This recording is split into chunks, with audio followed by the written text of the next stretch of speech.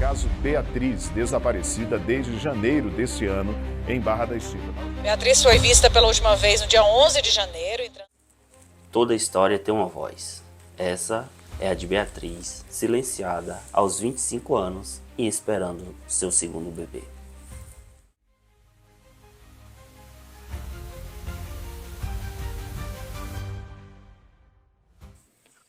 Olá, sou Luciano Sena, advogado. Estamos iniciando o nosso projeto de casos comentados e hoje traremos a triste história da jovem Beatriz, grávida aos seus 25 anos, que teve a sua voz silenciada. Barra da Estiva, 11 de janeiro de 2023. Beatriz sai de casa, avisando a sua mãe que iria encontrar-se com o pai dos seus 2 filhos, avisando então que retornaria no dia seguinte para o seio familiar e para o seu filho Juan, que à época dos fatos tinha apenas 2 anos de idade.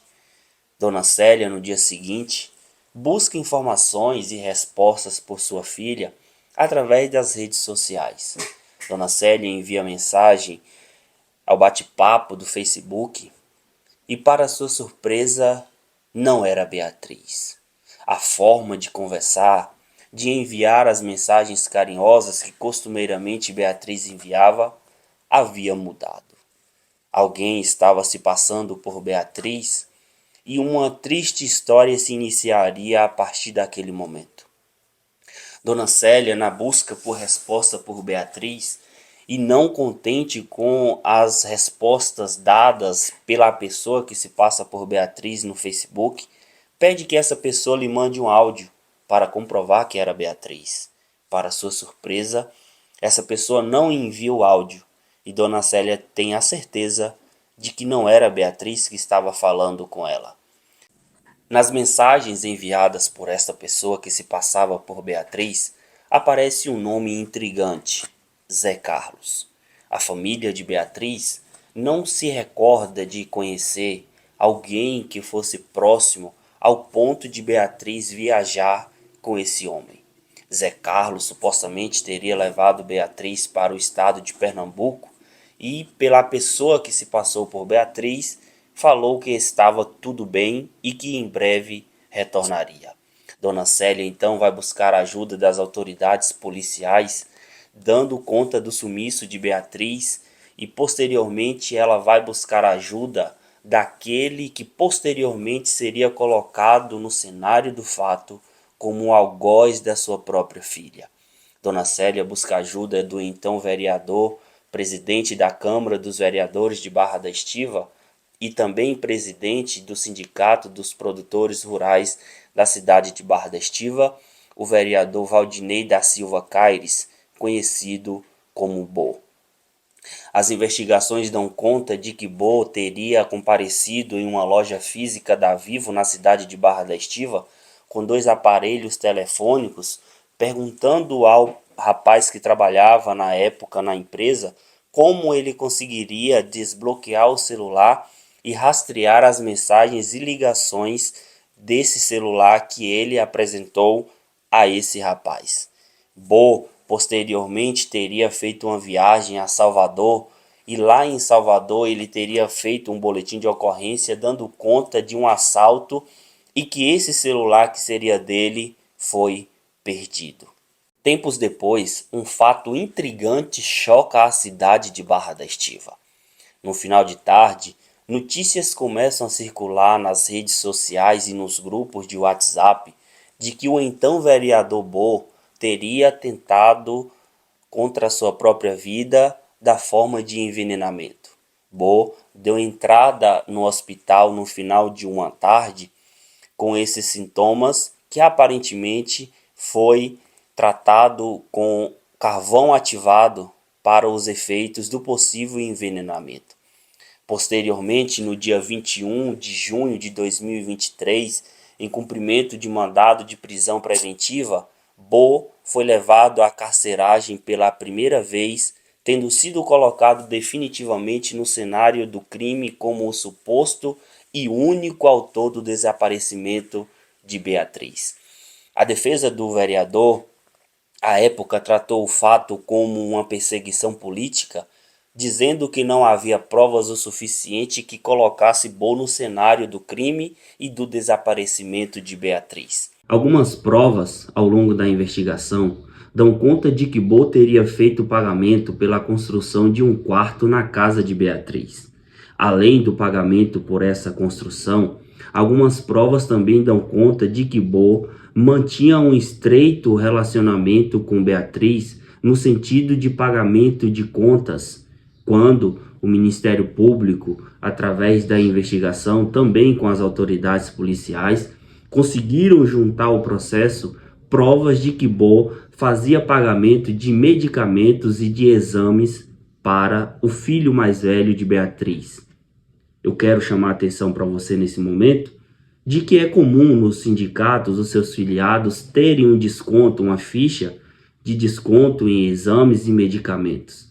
Mas o fato que intrigou nesse caso do pagamento dessas contas é que não eram descontos que o sindicato dava a Beatriz. Era o pagamento integral dessas despesas, conforme o Ministério Público conseguiu juntar ao processo. As imagens de câmeras colhidas pelas autoridades policiais dão conta de que naquele dia, fatídico dia 11 de janeiro de 2023, por volta das 19h40 até as 20 horas, Beatriz teria entrado naquele carro modelo Uno, que posteriormente foi comprovado pertencer ao Sindicato dos Trabalhadores Rurais. Chamo sua atenção para o fato de que nos autos ficou comprovado de que aquele veículo era usado em quase a totalidade dos tempos pelo acusado à época.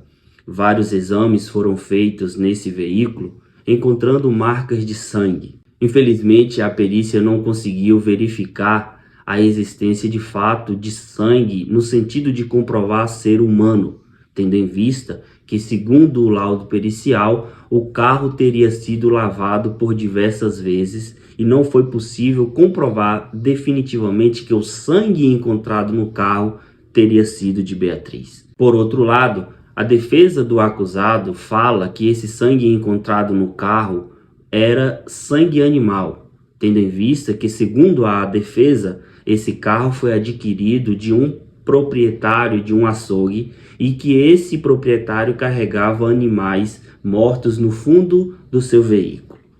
O processo tramitou na comarca de Barra da Estiva e Bo foi denunciado pelos crimes de homicídio e ocultação de cadáver, qualificado pelo motivo fúrtil, traição e feminicídio, cuja vítima, relembre-se, estava gestante na época dos fatos. O processo, tendo grande comoção na cidade, envolveu a população de forma em geral, onde foram feitas várias passeatas e a pergunta que ficava no ar era: onde estava Beatriz? Pergunta que, infelizmente, não conseguimos responder até a data presente, tendo em vista que o acusado continua negando as acusações, mesmo após ter sido condenado pelo Tribunal do Júri no dia 16 de outubro de 2025. A pergunta ainda está no ar: onde está Beatriz? O acusado, então, se manifesta no sentido, em sua defesa, de que tudo isso não passou de uma trama política, de uma perseguição política. E lembre-se que à época dos fatos, os vereadores, tanto de oposição como de situação na cidade de Barra da Estiva, fizeram um manifesto contra o vereador e não apoiando a sua atitude em volta do crime ocorrido na cidade de Barra da Estiva. A defesa do vereador Bo tentou por diversas vezes a sua liberação através de habeas corpus, revogação da prisão preventiva, mas a justiça entendeu por bem mantê-lo preso até a data do presente julgamento, que se deu em 16 de outubro, haja vista que as investigações deram conta de que a soltura e a permanência em liberdade do acusado traria prejuízos ainda maiores para a investigação. Há de se lembrar que na acusação o Ministério Público fala que o acusado Bo se desvencilhou do seu aparelho telefônico forjando um assalto na cidade de Salvador. Fato esse que o Ministério Público refuta e tão somente impõe ao acusado mais um ato deliberado de fugir da persecução penal. Um fato interessante nesse processo todo desse caso Beatriz, e aqui eu não quero necessariamente fazer um juízo de valor, posto que o processo já foi todo encaminhado, inclusive com julgamento pelo Tribunal do Júri, mas fato que chama a atenção foi a parte da defesa em colocar toda essa trama como uma perseguição política.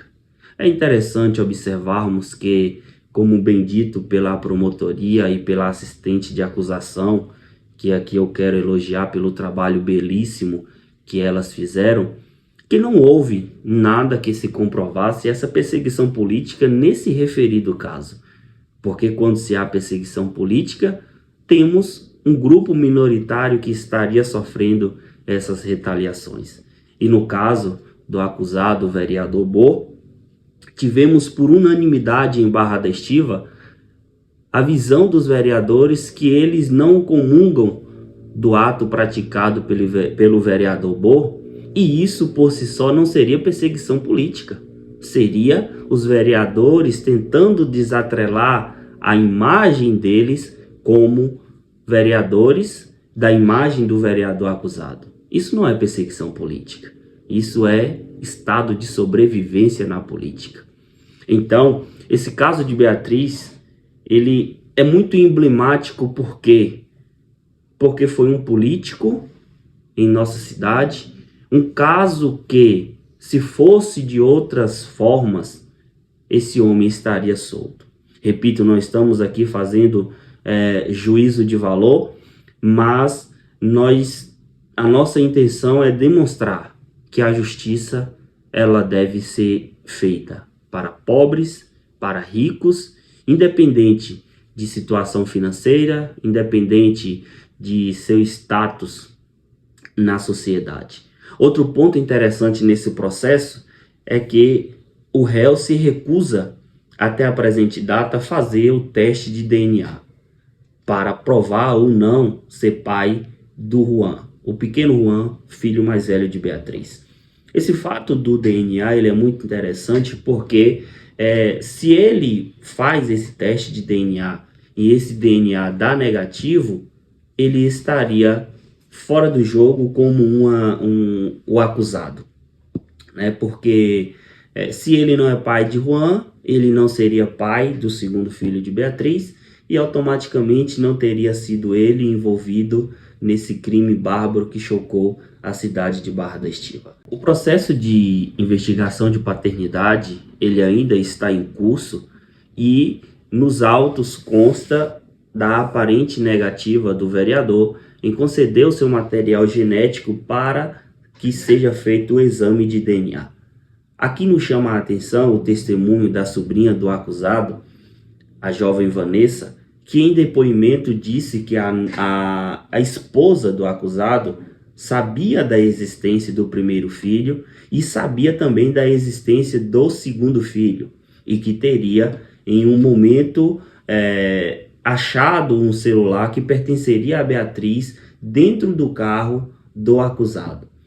Esse depoimento ele foi bem contundente porque colocou em pauta o conhecimento do possível vínculo do vereador com a jovem Beatriz. Quero chamar a atenção de vocês para um ponto importante, que o processo de paternidade continua e o processo para responder a pergunta crucial desse processo é: onde está a Beatriz? As investigações continuam. O Ministério Público, não satisfeito apenas com a sentença prolatada em desfavor do acusado, réu e agora condenado Valdinei da Silva Caires, conhecido como Bo, continua na saga de descobrir os possíveis ajudantes nesse crime bárbaro que chocou Barra da Estiva.